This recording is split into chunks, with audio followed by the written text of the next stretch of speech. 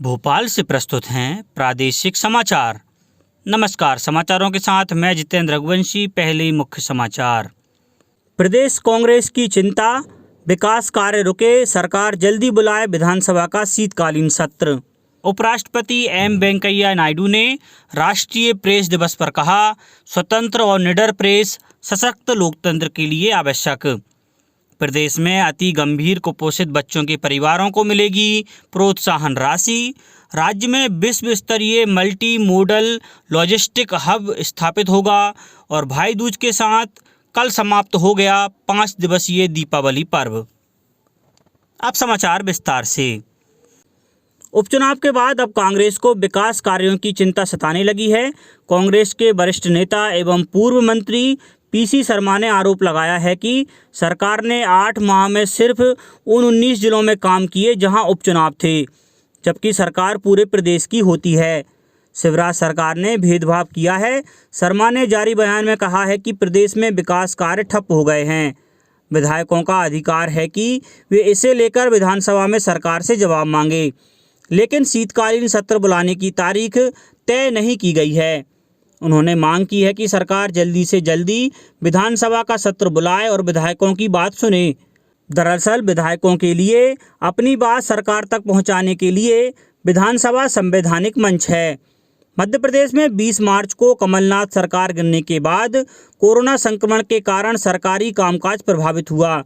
इस दौरान बजट सत्र आयोजित नहीं किया गया। इसके बाद 17 सितंबर को विधानसभा का सत्र आयोजित किया गया था। इस दौरान सरकार ने विधेयक पारित करा लिए, लेकिन विधायकों के प्रश्नों पर सदन में चर्चा नहीं कराई गई।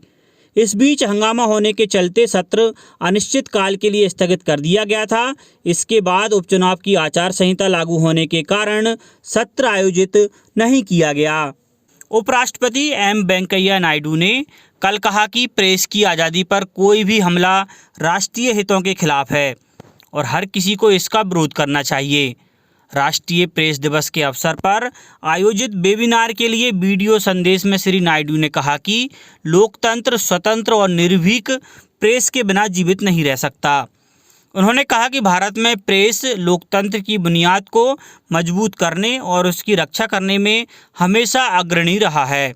श्री नायडू ने मीडिया से आग्रह किया कि वे रिपोर्टिंग करते समय निष्पक्षता, वस्तुनिष्ठता और सटीकता का हमेशा ध्यान रखें। उन्होंने कहा कि मीडिया को सनसनी फैलाने और समाचारों तथा विचारों का घालमेल करने से भी बचना चाहिए। कल राष्ट्रीय प्रेस दिवस मनाया गया। इसका आयोजन स्वतंत्र और उत्तरदायी प्रेस के प्रतीक के रूप में हर साल 16 नवंबर को किया जाता है। 16 नवंबर के ही दिन भारतीय प्रेस परिषद ने कार्य करना शुरू किया, जिसका गठन प्रेस के उच्च मानदंड बनाए रखने और उसे बाहरी पाबंदियों, दबावों और खतरों से बचाने के लिए नैतिकता के प्रहरी के रूप में किया गया था। सूचना और प्रसारण मंत्री प्रकाश जावड़ेकर ने कहा है कि प्रेस की स्वतंत्रता लोकतंत्र की आत्मा है। इस अवसर पर भारतीय प्रेस परिषद द्वारा आयोजित एक वेबिनार में श्री जावड़ेकर ने कहा कि प्रेस की आज़ादी पर हमला उचित नहीं है। उन्होंने कहा कि प्रेस की आज़ादी जवाबदेही वाली आज़ादी है। श्री जावड़ेकर ने कहा कि मीडिया का यह दायित्व है कि वह उत्तरदायी तरीके से अपनी स्वतंत्रताओं का उपयोग करे। केंद्रीय गृह मंत्री अमित शाह और मुख्यमंत्री शिवराज सिंह चौहान ने भी राष्ट्रीय प्रेस दिवस के अवसर पर पत्रकारों को बधाई दी। नीतीश कुमार ने कल बिहार के 7वीं बार मुख्यमंत्री के रूप में शपथ ली। राज्यपाल फागू चौहान ने राजभवन में श्री कुमार को पद और गोपनीयता की शपथ दिलाई। भाजपा नेता तारकिशोर प्रसाद और रेणु देवी को उप मुख्यमंत्री बनाया गया है। शपथ ग्रहण समारोह में केंद्रीय मंत्री अमित शाह और भाजपा के राष्ट्रीय अध्यक्ष जेपी नड्डा शामिल हुए। एनडीए ने हाल ही में हुए बिहार विधानसभा चुनाव में 125 सीटें जीतकर स्पष्ट बहुमत हासिल किया है। सुपोषित प्रदेश की संकल्पना को साकार करने के लिए कुपोषण जैसे गंभीर विषय पर समुदाय एवं परिवार की सहभागिता पर विशेष प्रयास किए जा रहे हैं। इसके तहत पोषित परिवार सुपोषित मध्य प्रदेश कार्यक्रम के अंतर्गत अति गंभीर कुपोषण की श्रेणी में आने वाले बच्चों के परिवारों को बच्चे के पोषण स्तर में उनके सक्रिय प्रयास से आय सुधार के लिए प्रोत्साहित एवं सम्मानित किया जाएगा। महिला बाल विकास विभाग के प्रमुख सचिव अशोक साहा ने इस संबंध में सभी जिला कलेक्टर्स को पत्र लिखकर अवगत कराया है। इस संबंध में बताया गया है कि यह प्रोत्साहन राशि एक परिवार को 200 रुपये प्रति किस्त की दर से 2 किस्त में दी जाएगी। हमेशा से ही गिद्धों को इकोसिस्टम का महत्वपूर्ण हिस्सा माना जाता है। हालांकि पिछले कुछ वर्षों में इनकी संख्या में काफ़ी कमी आई है। वर्तमान में मध्य प्रदेश में कितने गिद्ध बचे हैं और इनके संरक्षण के लिए क्या उपाय किए जाने चाहिए, इसके लिए गिद्धों के आवास का राज्य में सर्वे शुरू हो गया है। खाद्य एवं नागरिक आपूर्ति एवं उपभोक्ता संरक्षण मंत्री बिसाहू लाल सिंह ने कहा है कि प्रदेश में विश्व स्तरीय मल्टी मोडल लॉजिस्टिक हब की स्थापना की जाएगी। श्री सिंह मंत्रालय में विभागीय समीक्षा कर रहे थे। बैठक में उन्होंने multi modal logistic hub, centre for perishable cargo, उद्योगों के अनुकूल परिसंपत्तियों का उन्नयन, आधुनिकीकरण, मुद्रीकरण एवं लॉजिस्टिक संचालन का डिजिटल प्लेटफॉर्म के माध्यम से एंड टू एंड इंटीग्रेशन किए जाने की समग्र रूपरेखा पर चर्चा की। समीक्षा बैठक में प्रमुख सचिव फैज अहमद किदवई ने बताया कि विश्व स्तरीय मल्टी मोडल लॉजिस्टिक हब का निर्माण आगामी 52 माह में पूरा करने का लक्ष्य रखा गया है।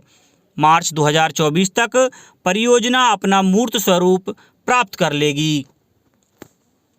देश में कोविड-19 से ठीक होने वालों की दर बेहतर होकर 93.09% हो गई है। पिछले 24 घंटों में 42,000 से अधिक मरीज संक्रमण से मुक्त हुए। केंद्रीय स्वास्थ्य मंत्रालय के अनुसार ठीक होने वालों की संख्या 82 लाख से अधिक हो गई है। उधर प्रदेश में स्वस्थ होने वालों की संख्या 1,72,000 से अधिक हो गई है। अब प्रदेश में 10,000 से कम सक्रिय मामले रह गए हैं। खंडवा में आज 4 मरीजों के संक्रमण मुक्त होने पर उन्हें अस्पताल से छुट्टी दी गई। उधर देवास में आज 7 नए मरीज मिले। वरिष्ठ पत्रकार सुनील नाहर ने प्रधानमंत्री द्वारा शुरू किए गए जन आंदोलन में सहभागिता करते हुए लोगों से कोरोना से बचाव के लिए साफ सफाई रखने, मास्क पहनने और 2 गज की दूरी का पालन करने की अपील की है।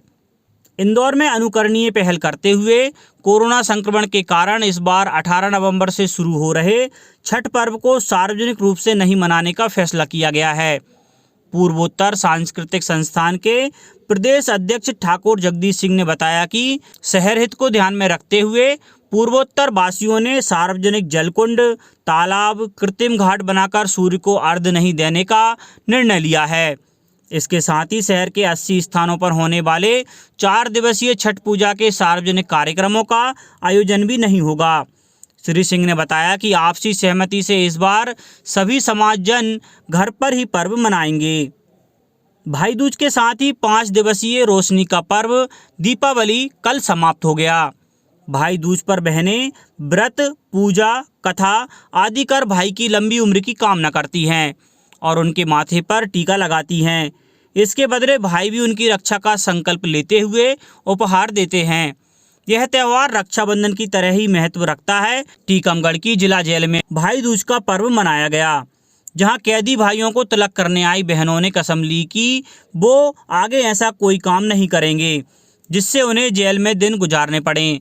छिंदवाड़ा में भी भाई दूज का पर्व परंपरागत रूप से मनाया गया। देवास, आगरमालवा, खंडवा, धार सहित विभिन्न जिलों में भाई दूज का पर्व उत्साह के साथ मनाया गया।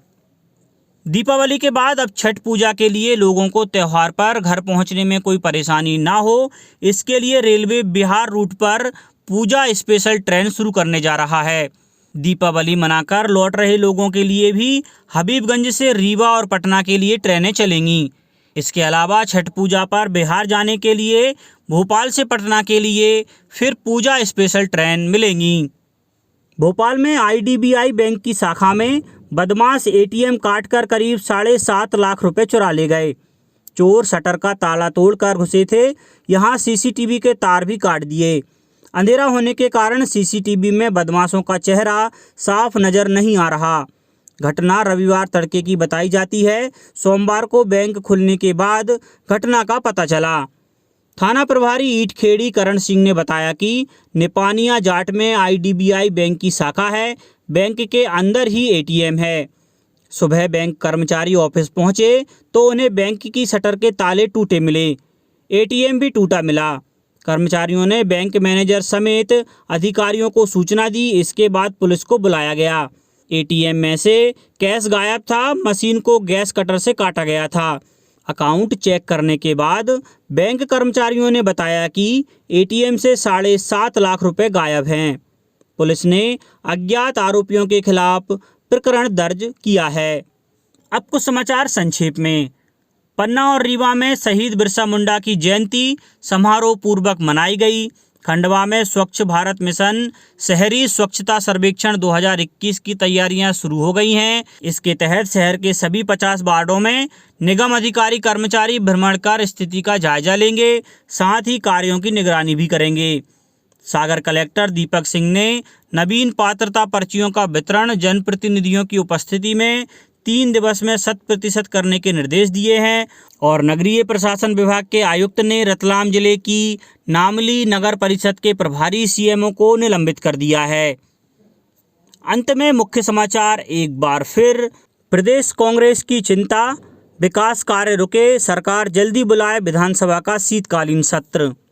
उपराष्ट्रपति एम वेंकैया नायडू ने राष्ट्रीय प्रेस दिवस पर कहा, स्वतंत्र और निडर प्रेस सशक्त लोकतंत्र के लिए आवश्यक। प्रदेश में अति गंभीर कुपोषित बच्चों के परिवारों को मिलेगी प्रोत्साहन राशि। राज्य में विश्व स्तरीय मल्टी मोडल लॉजिस्टिक हब स्थापित होगा और भाई दूज के साथ कल समाप्त हो गया 5 दिवसीय दीपावली पर्व। इस बुलेटिन में इतना ही। घर पर रहिए, सुरक्षित रहिए और सुनते रहिए प्रादेशिक समाचार।